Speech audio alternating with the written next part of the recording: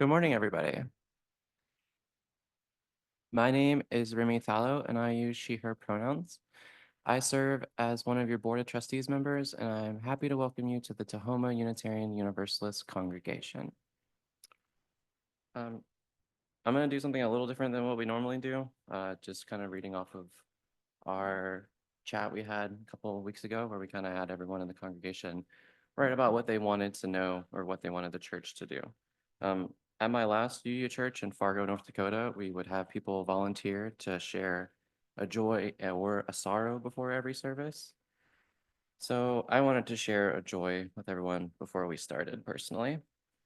A couple of months ago, I met a beautiful woman who made me feel completely accepted and loved for who I was, just like this congregation has. She's been coming now for a couple of weeks, and I couldn't be happier that she feels safe here too. So I just wanted to thank all of you for that.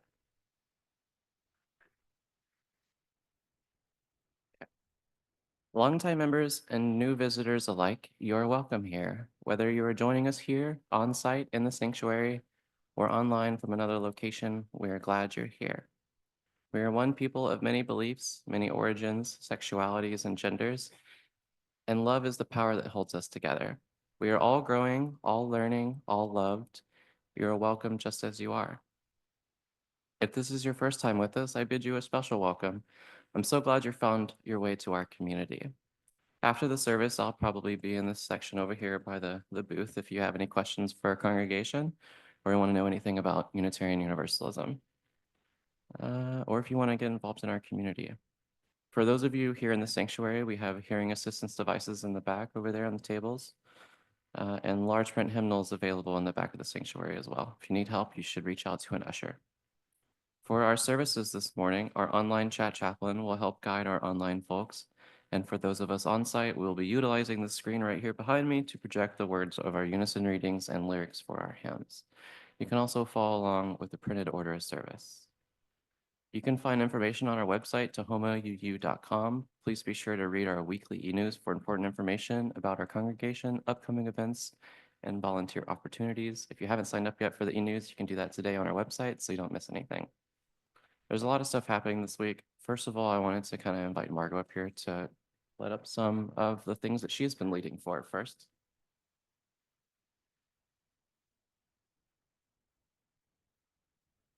I know Remy's going to talk a little bit more about this, but I just want to remind people, if you haven't picked up your pledge form yet, Grant has a basket out here to do that. We've got you by name. And there's also, if your name isn't in there, we have blank pledge forms as well, but Remy was going to talk a little more about pledge drive. I wanted to point everyone's attention that there's going to be a concert here Friday, May 2nd. So just remember that is the first Friday in May, with a folk singer. His wife was present as the birth doula at the birth of my son. And so I am tethered to them. So I am underwriting this concert, and it will be a fundraiser for us. We keep a percentage. And David is just an upbeat person. He will have great lyrics, and you will feel so much better when you leave than when you got here. So come on down. And I've got a few flyers about it that I'll leave up here. And then and for all of you who are new, I am Margo, the minister here. And I am very sad to tell you this morning that Bob Lane passed away the first week of April. He and Virginia were really foundational people here. And during our setting and intention time later in the service, I think we're just going to pause and be with Bob and send love to his family. There will be a service here in May or June. I just don't have the exact date yet. And because I didn't know Bob, for those of you who knew him well, you could really help me by sending me a little story about him. That would really help me in talking about him later. All right, so I'm sad to bring you that news this morning, but this is why we gather in community.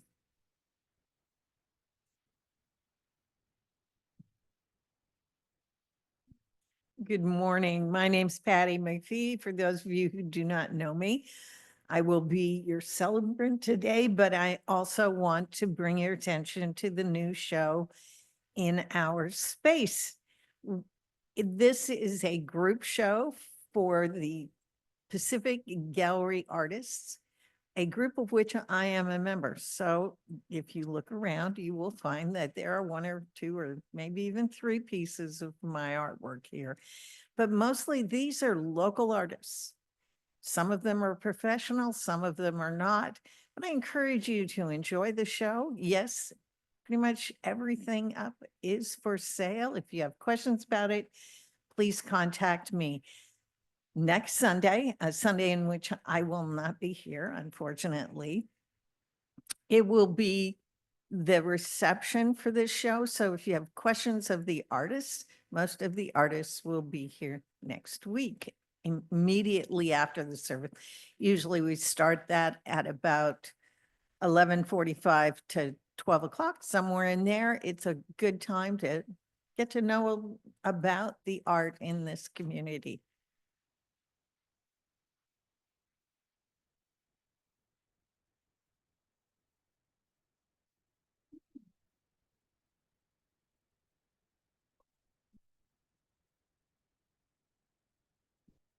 Back to business.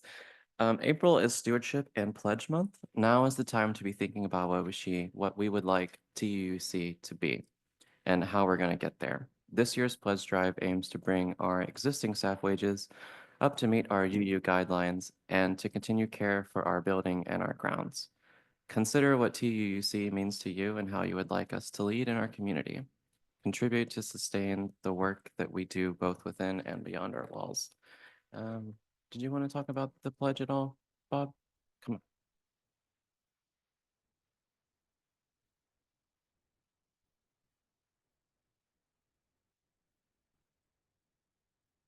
Good morning, everybody. I'm David Pettit, for those of you who have not met me yet. And I'm working with the Stewardship Committee, the Pledge Drive. I'm going to update our little chart here. We've got the red bar that's going to kind of gauge how we're doing on our Pledge Drive so far. As of last Thursday night at the board meeting, we had collected $42,500. Which roughly is 23%. Not too bad so far. If you haven't gotten your pledge in, if you have questions about it, you can talk to me, you can talk to the Reverend Margo, or any of the board members that are present here, and we'll get you straightened out. So in the meantime, I'm going to go adjust our line right now.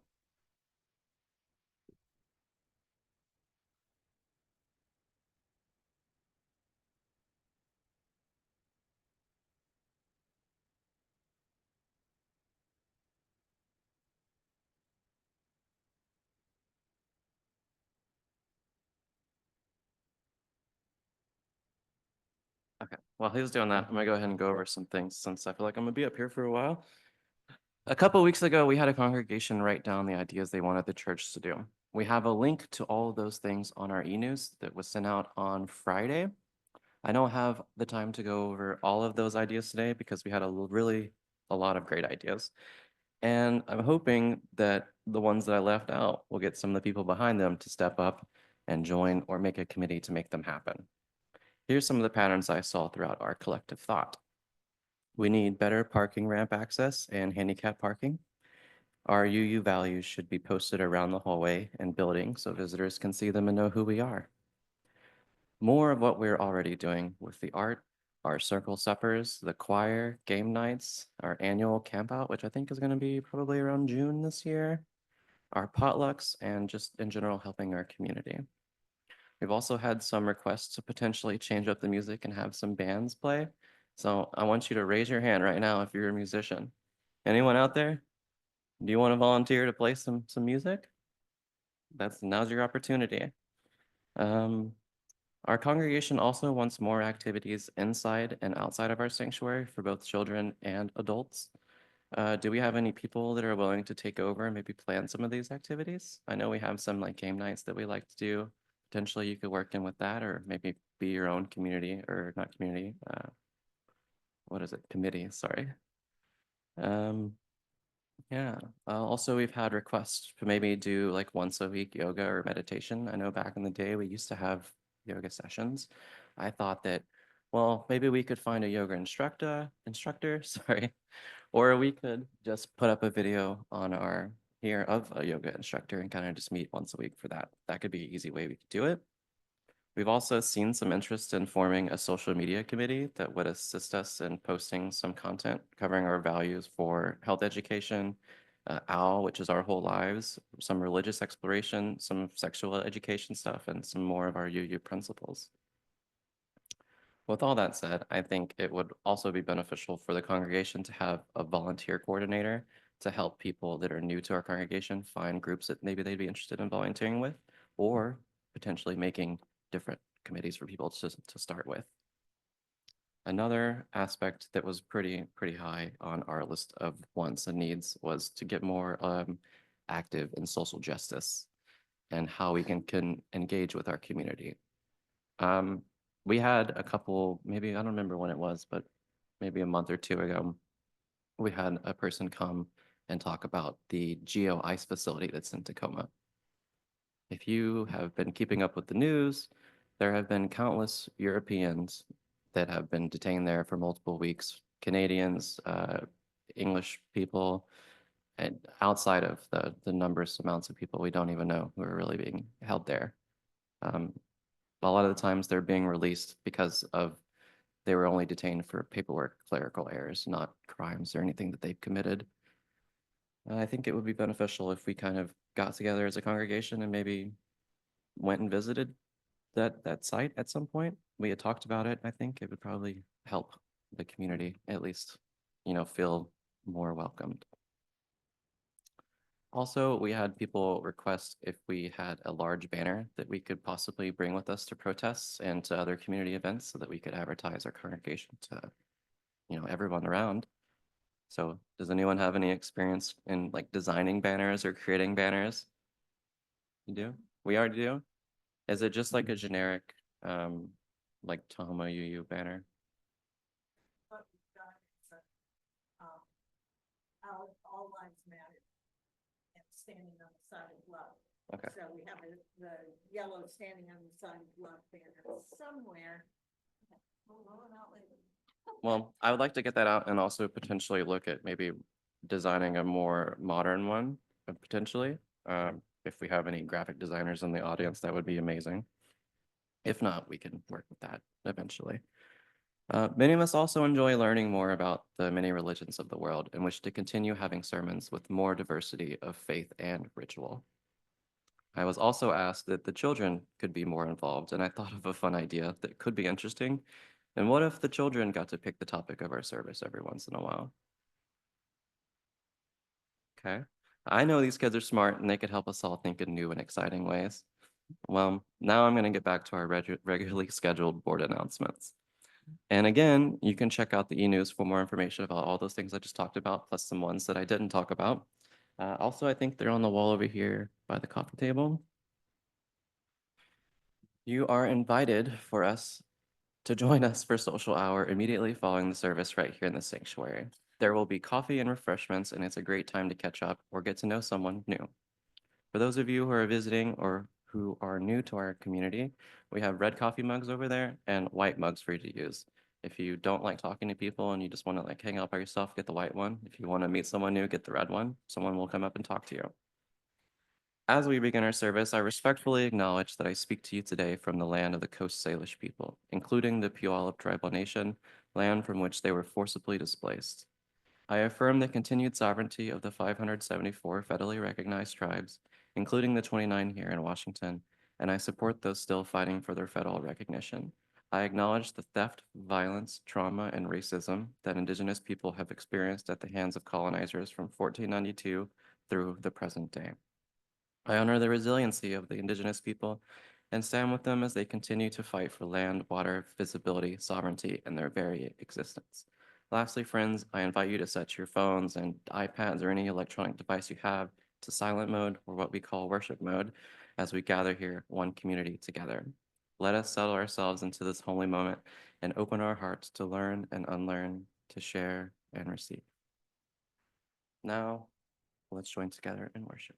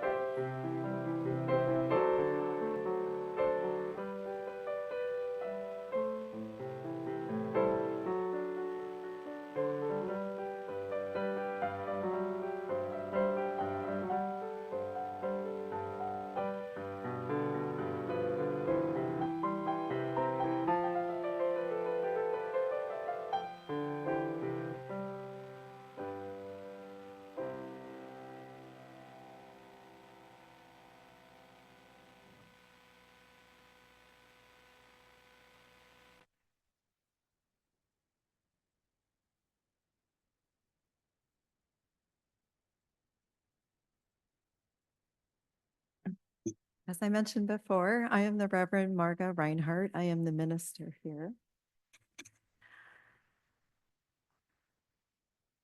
For our opening words allow us to settle into the service and to think about this day, Easter, this day of rising and spring.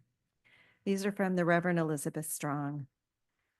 Out of the earth rises light, rises life, rises spring. May we join with the miracle that is springtime and enter into the life with lightness and joy. Out of the spirit rises faith, rises hope, rises love. May we join with the miracle that is Easter time and enter into life with hope and love. Let us resurrect with spring.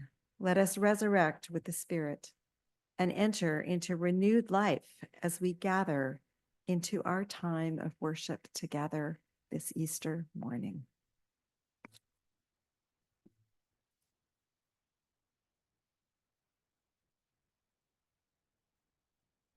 I'd like to call up David Pettit to light our chalice this morning.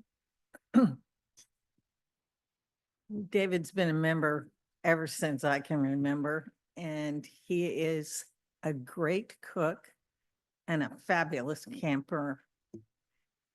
And he's the one that can answer a lot of questions.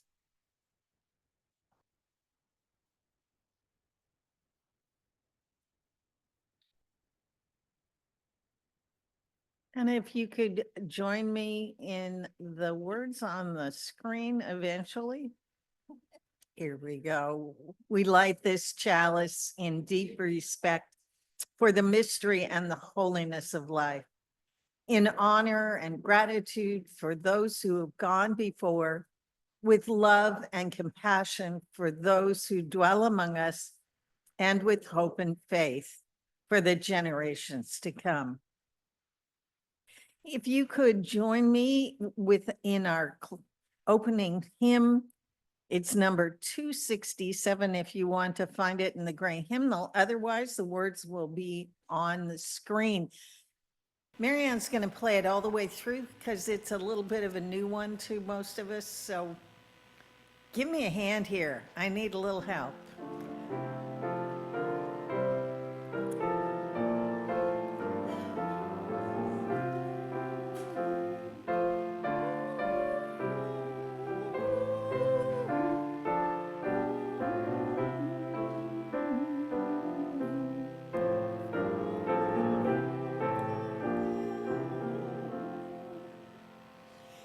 When Mary through the garden went, there was no sound of any bird. And yet, because the night was spent, the little grasses lightly stirred.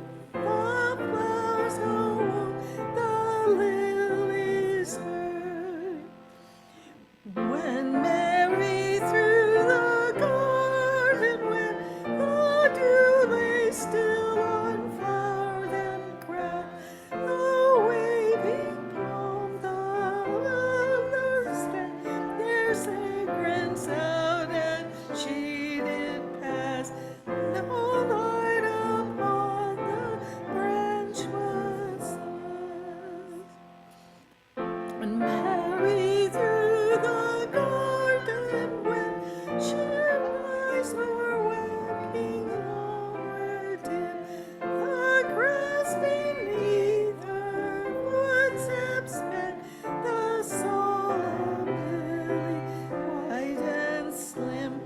These also stood and wept for him.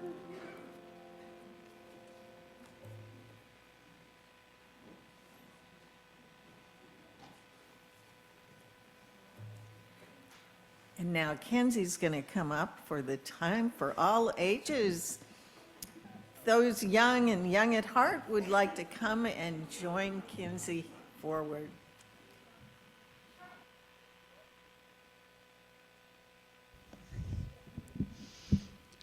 Good morning. Hello. All right. So today, some of us celebrate Easter, which is why I'm wearing bunny ears today. And we have a very special activity downstairs. Yeah. We have a very special activity downstairs after this story. So if you would like to join us, I'd love to have you there. Yes.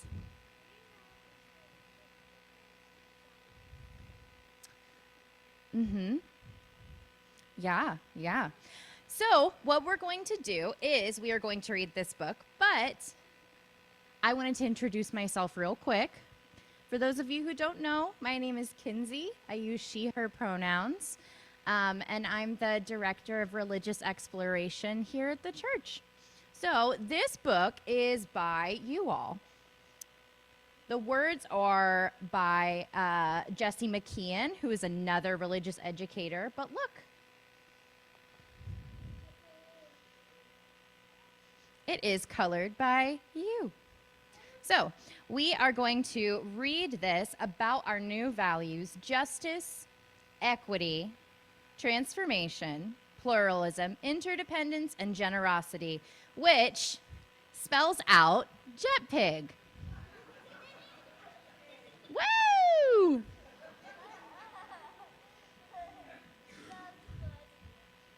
Hi.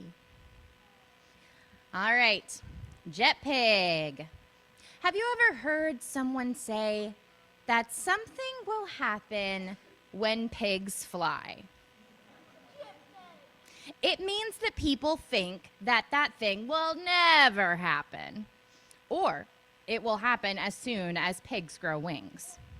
Well, that's how some people felt when Unitarian Universalists, like us, decided that it was time to change our principles. Dun, dun, dun. Our principles felt like rules into values that we all share. Values are things that we believe in, and Unitarian Universalists share many values, and they all start with love. Justice. We work together to make sure everyone is included and represented. It takes noticing where something has gone wrong and working to make it right. Just like the sunrise, justice can bring light into our community, even when growing can be hard. And this was beautifully colored by someone in the room. Equity. We all learn and grow in different ways, and we can give people what they need to be their best. Sometimes people need extra time, wisdom, and attention. Equity also means we lead with our hearts when we spend money, make food, study, and even when we vote.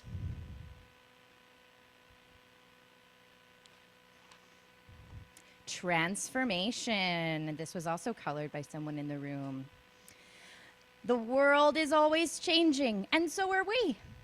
At our church, we make sure that we notice those changes in the world and take steps to include those changes in our congregation.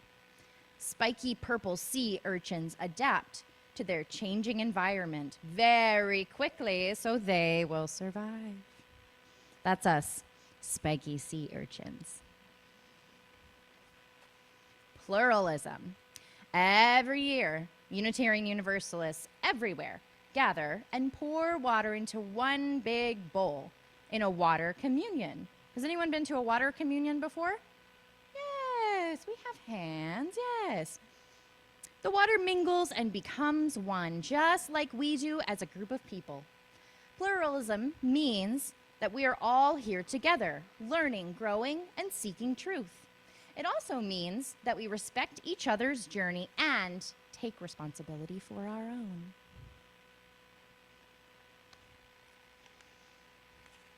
Interdependence. Interdependence is a very long word, but that means that we are all connected. When we peel an orange, the white part, the pith, shows up like a web, like a spider web. These fibers connect all of the pieces of the orange together, just like the web of all life. connects us to the rest of the world.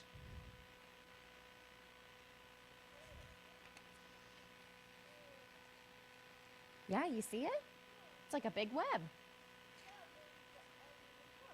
Yeah, because we keep love at the center of everything we do, right? Yeah.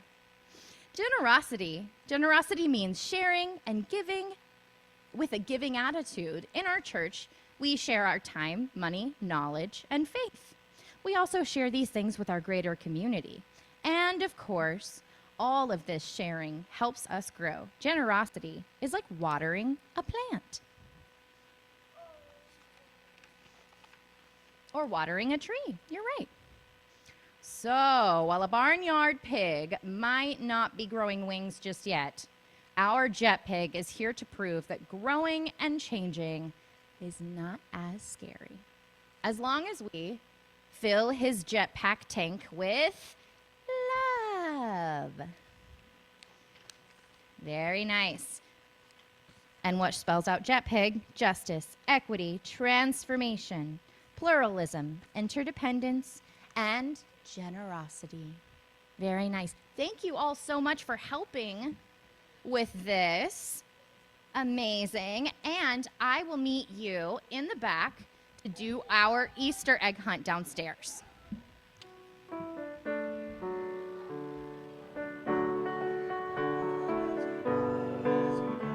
Let it be at peace as you go to nurture the spark of your precious life. We hold you in our love as you go. We hold you in our love as you go, as you go. May your heart be at peace as you go to nurture the spark of the precious life. We hold you in our love as you go.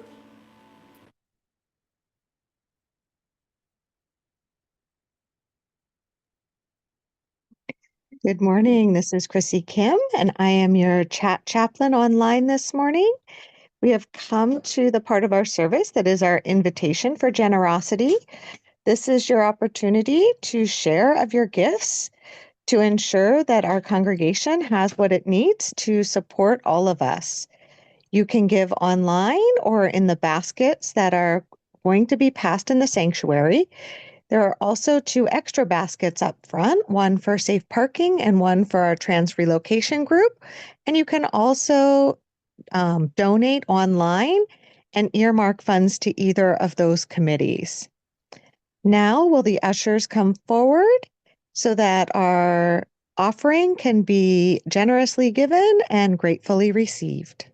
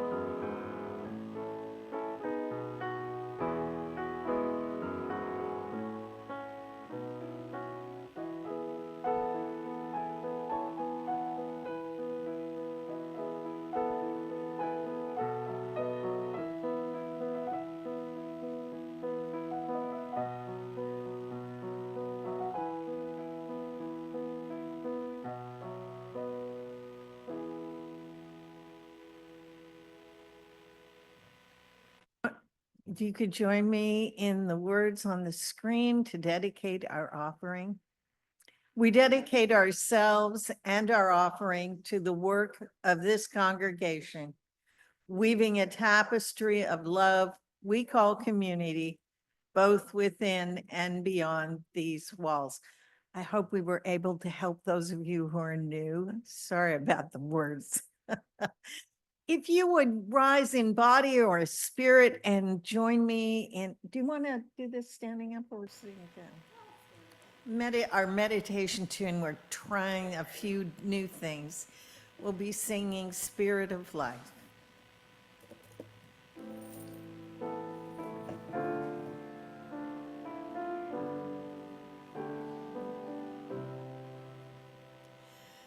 Spirit of life, come unto me. Sing in our hearts all the feelings of compassion. Blow in the wind, rise in the sea, move in the hand, giving life the shape of justice. Roots hold me close, wings set me free. Spirit of life, come to be, come to be.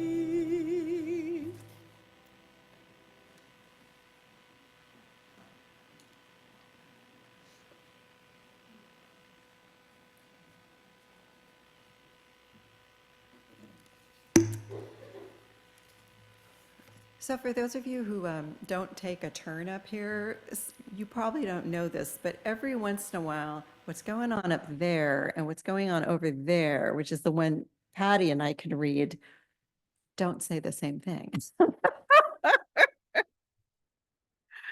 So when you see us get that quizzical look, this technology has quirks, and you are always lovely about just writing those out with us. So the reading this morning is titled Alleluia by Janie Lloyd. At last we are here. After a winter, we can say enthusiastically and without second thought, Alleluia. Alleluia, spring is here in all her glory and gray sky. New life begins. The earth and its creatures are resurrected from their dens of hibernation and dark slumber. Spring is here. Long live the rebirthing of life into new and creative forms. Long live majestic love that calls us out of our shells and out of our tombs and into ways of being and sacrifice for others. Let the husks of our shells crack wide open in celebration of our place in humanity, our place in nature, and our place in the universe. Awake, rejoice, live life, live fully. Alleluia, we are called to live life with reverence that will call us forth in creativity and love. Blessed be, and amen.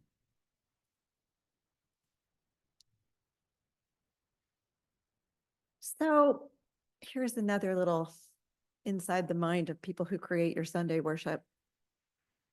Sometimes I put out the title of the sermon before I write it. And as I write it, it just becomes a little different.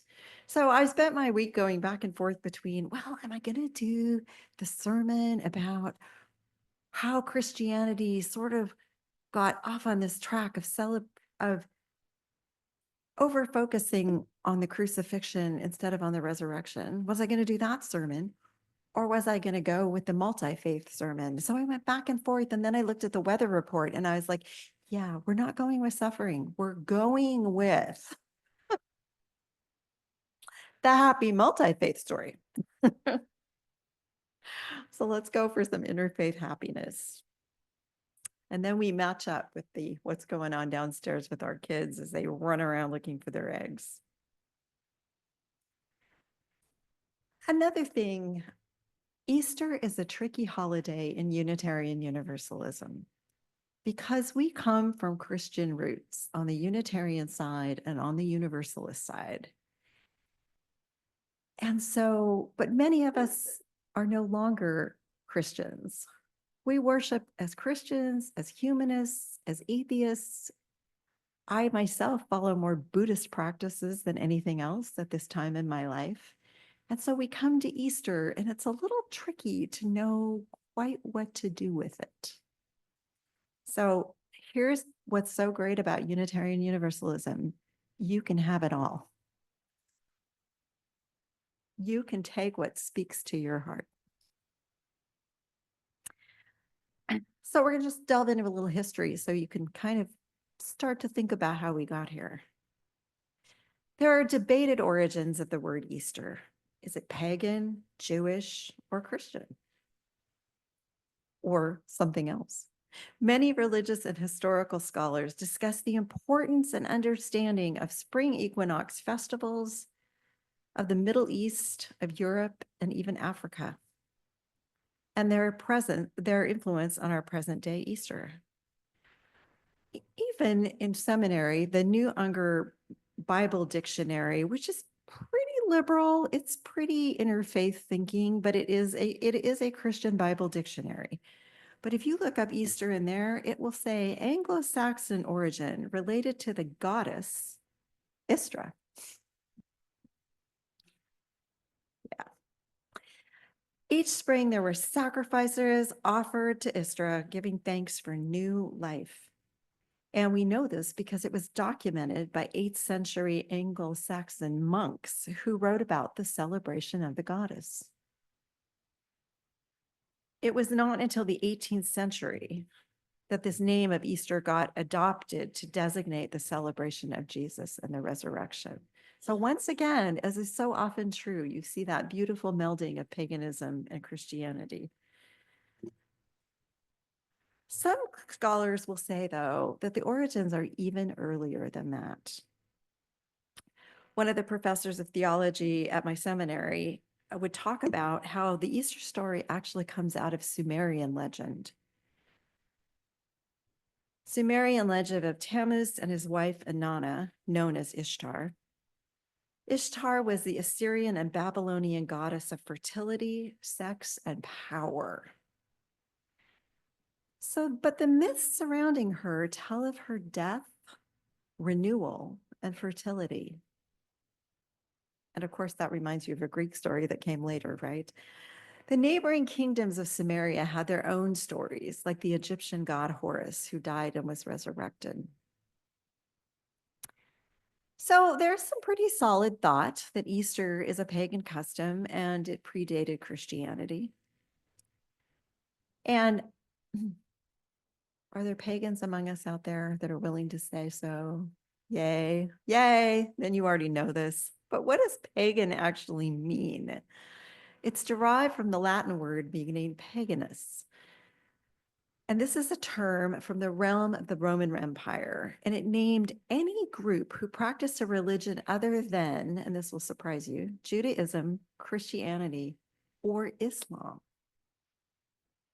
I really find it interesting that they included Islam and how broad thinking of them, and they are all three faiths who believe in the same God, so it makes sense that they are clustered together there. If you ask the present day Pagan Federation International, because Chuck Hall is not here for me to ask, they will tell you paganism is the ancestral religion of the whole of humanity and actively remains with us today. The whole of humanity. I like that a lot. And it fits so smoothly into our Unitarian Universalism, what we used to call 6 sources. The story Kinsey is reading are the new values, which actually replaced our principles and sources, but it's not like we tossed them out the door. They were with us for decades. We still embody them. We just now have this bigger value piece overlaid on the top. But our 6th source said, the living tradition we share draws from many sources, spiritual teaching of earth-centered traditions which celebrate the sacred circle of life and instruct us to live in harmony with the rhythms of nature. So we have the Easter of my childhood, which is Sunday church and the bunny. We have the pagan festival. We have the spring goddesses who existed before the birth of Christianity. And I'm going to toss in just a couple more goddesses from around the world. I already mentioned Yoster. There's also Ashante, who's a West African fertility and spring goddess, and she is the mother of a god who is the trickster. I like that a lot. Freya, the Norse fertility goddess and partner of Odin. And Inanna, the Assyrian and Babylonian goddess of, as I mentioned before, fertility, sex, and power. So part of Ishtar's legend is that she descends into the underworld to find her husband who has recently died. She is in great grief and mourning. And while in the underworld, which was at great risk to her, she was killed, but she was later brought back to life by other gods. And as this story comes from Sumer, it is perhaps the first recorded ancient story of resurrection, recorded in cuneiform. And Nana is permitted to return to the underworld for 6 months of every year to see her husband, and then returns upper world. She goes to the upper world for 6 months and then returns to the underworld for the other 6. So death and rebirth. I also just want to toss in that Greece and other parts of Europe, the term Easter is believed by many to be derived from the word Pascha, which is rooted in Jewish spring festival of Passover, which of course just happened. There's much overlap between the festivals and the remembrances, such as the use of eggs, types of food eaten, and the sacrifice of a lamb.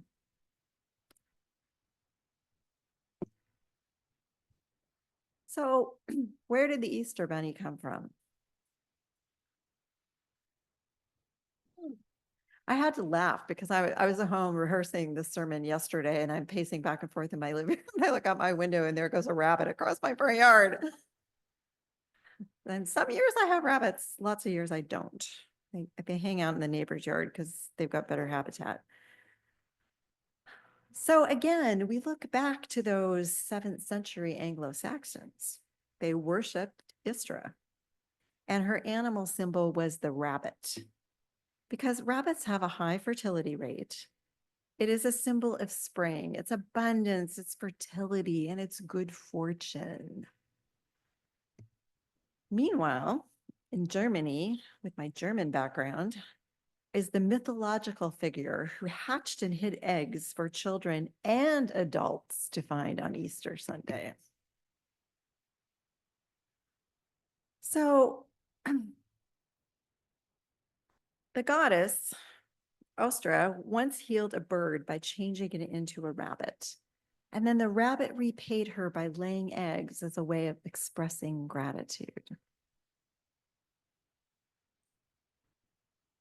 Okay, I'm still confused about the rabbit and egg thing.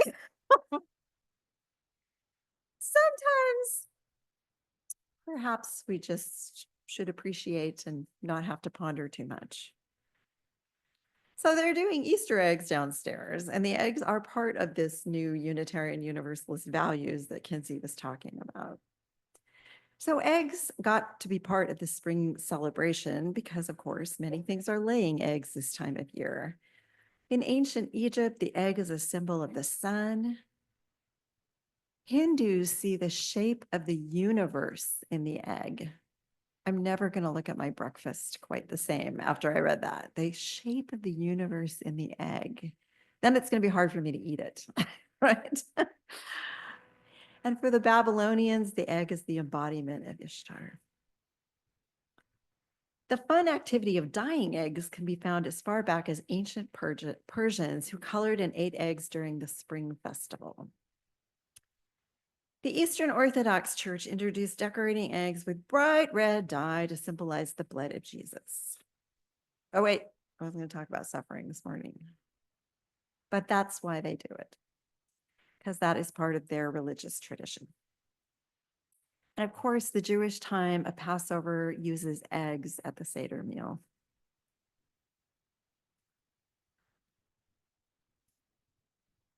The most meaningful thing I found out about eggs, the most meaningful to me right now, is the eggs as being associated with the phoenix bird.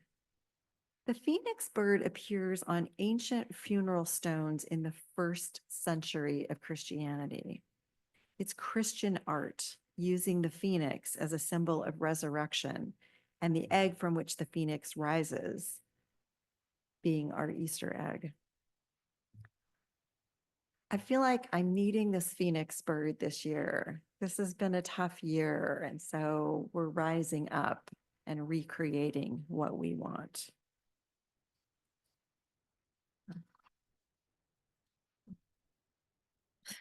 My paperwork literally says, insert on a personal note. I don't think we need my personal note. Oh.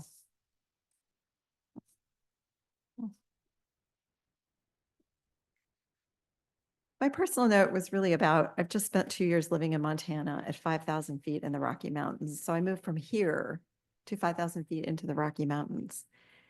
And when my first Easter there came around, there was 22 inches of snow on the ground.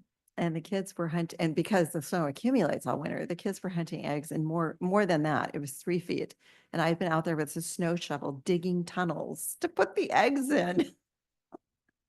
So it feels so good to be back in Western Washington, where it means tulips and hyacinths and dogwoods and fern fronds and flinging themselves open.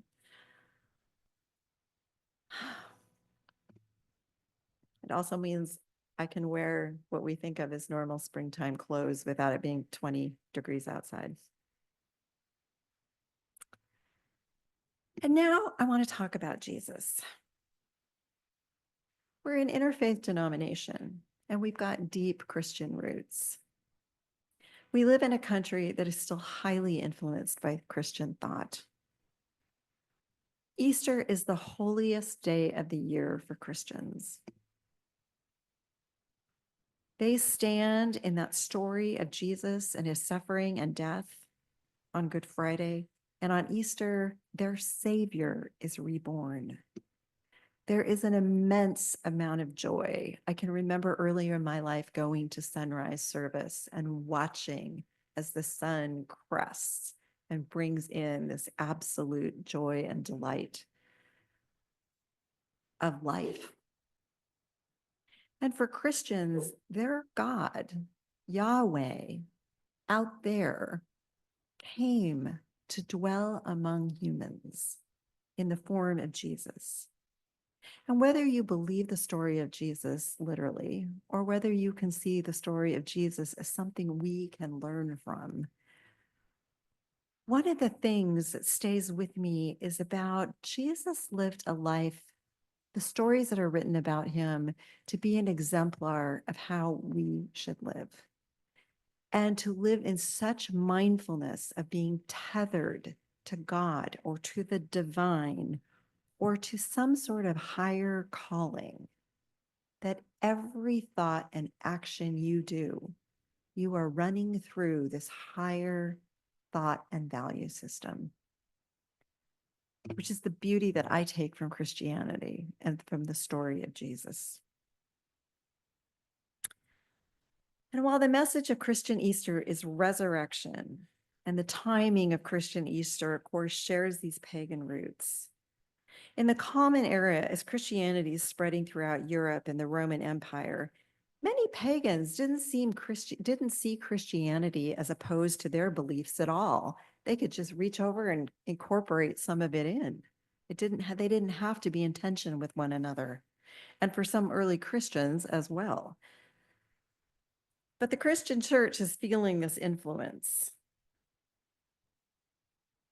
But it made sense to celebrate the birth of Jesus during this other time of commemoration and creation.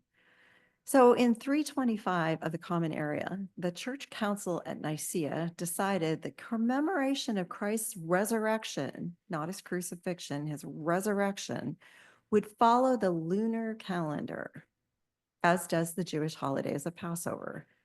The commemoration would forever fall on the Sunday following the first moon after the spring equinox, making it always a celebration of the seasons as well. I celebrate the spring equinox usually in a much more quiet way than I celebrate the solstices.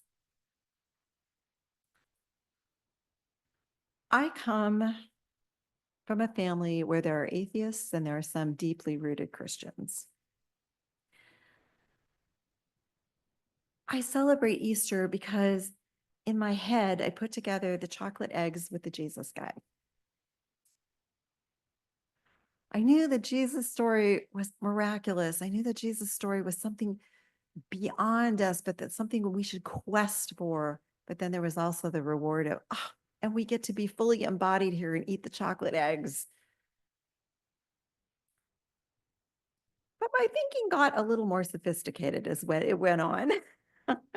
I started to see these stories about Jesus and his resurrection, about transformation. The transformation that comes with the blinding light as a stone is rolled away from the door of the burial cave. Can the life force not come forward even out of the darkest places? Can the mystery not touch us from out of the darkest places as we are on the blinding sunlight of the Easter morning? The poet Wendell Berry tells us, keep practicing resurrection. What an amazing thought. Can we rise like the phoenix with new understandings? Can we give praise for all of life? Can we see our time in the cave and the tomb as giving us rebirth into something else? This is beautifully illustrated in a poem by Sarah Moores Campbell, who is a Unitarian Universalist. She writes, in the tomb of the soul, we carry secret yearnings and pains, frustrations, and loneliness. In the tomb of the soul, we take refuge from the world and its heaviness. In the tomb of the soul, we wrap ourselves in the security of darkness. Sometimes this is a comfort, sometimes an escape. Sometimes it prepares us for an experience, but sometimes it insulates us from life. Sometimes this tomb life gives us time to feel the pain of the world and to reach out and heal others. It might numb us or lock us up with our own concerns. But comes the season where light and dark balance in the day, and we seek balance for ourselves. We are grateful that we've been in that darkness to nourish us, and we push away that stone and invite in the light to awaken us to possibilities within us and beyond us and between us. Possibility for new life for ourselves in our new world. So whatever meaning you take away from Easter this morning, may you emerge this month, this Easter, for the possibilities inside your life. For you, what are they coming forward? What are the possibilities for our wider world?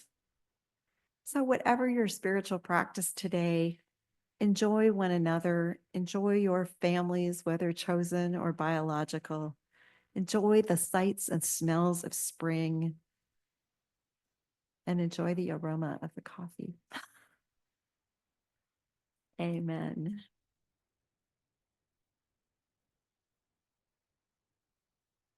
So we pause for a time of setting an intention, which might mean what you want to manifest this spring. I also think it would be beautiful for us those of you who knew Bob Lane, to just take this time. We're going to take a minute in silence, close our eyes, just to send love and healing to his family. I've been talking with his daughter, Stina.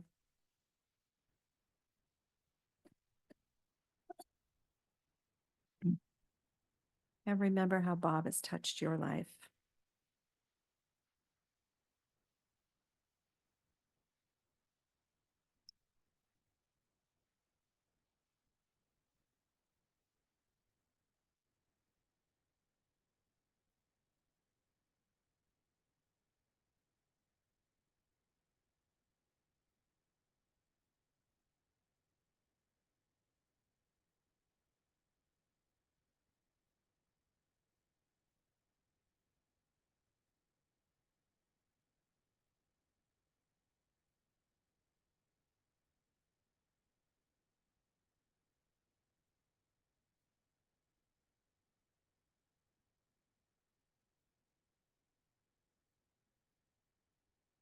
Amen. We are going to rise in body or spirit as we are able. For hymn number 21, for the beauty of the earth.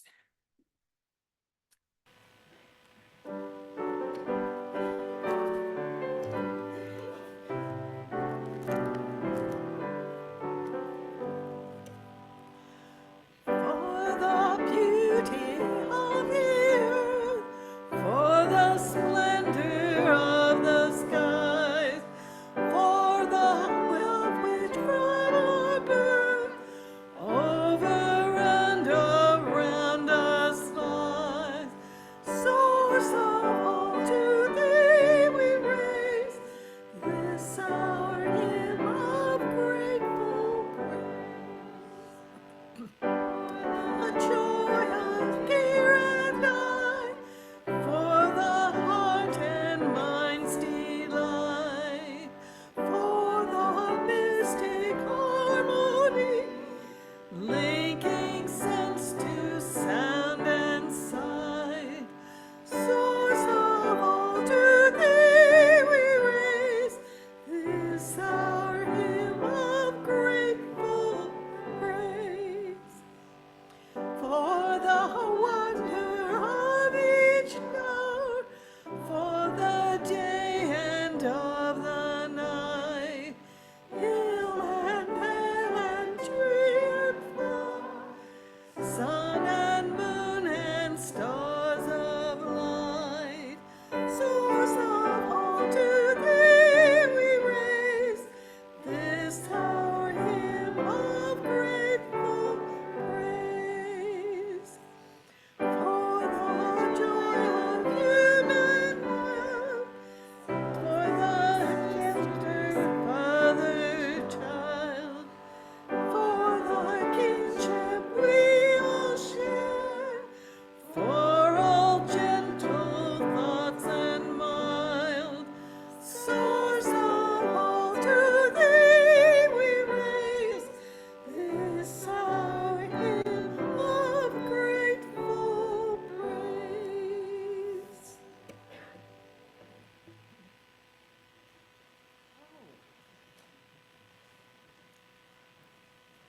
I'm gonna stay standing.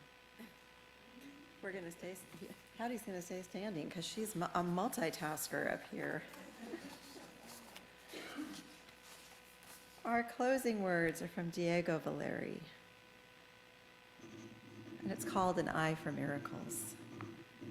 You who have an eye for miracles, regard the bud now appearing on the bare branch of the fragile tree. It's a mere dot, almost nothing, but already it's a flower, a fruit. Already it is its own death and resurrection.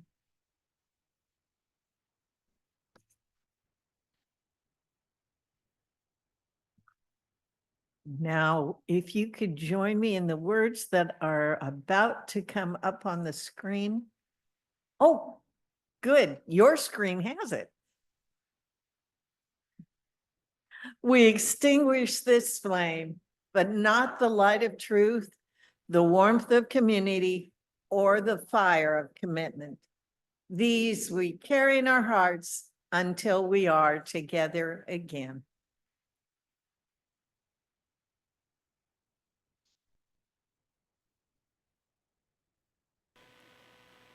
And if you could rise in body or spirit and join us in our closing blessing song.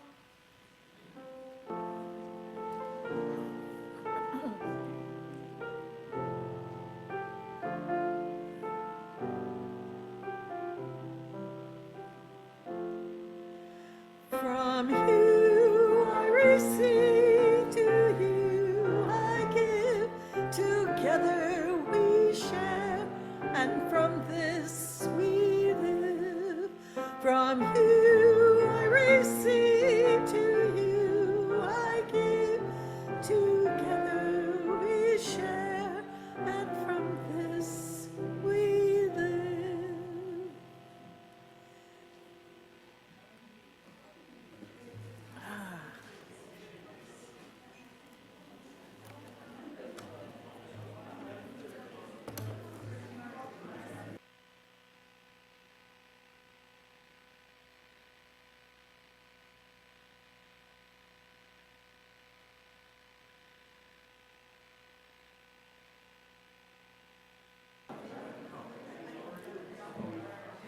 Hello, my name is Maria Figueroa, and I just wanted to invite anybody who would like to come. We are after the service. I know it's Easter, so you probably have plans, but if you don't, we are having a pop-up chalice circle on the subject of joy. So if you're interested in that, we'll be downstairs. Please let me know. I'll be at the coffee place, and then I can make a copy of the questions for you. And we'd love to have anybody that wants to join us. It'll be approximately an hour, and we'll try to head on down there around 10 to noon. Thank you. Yes.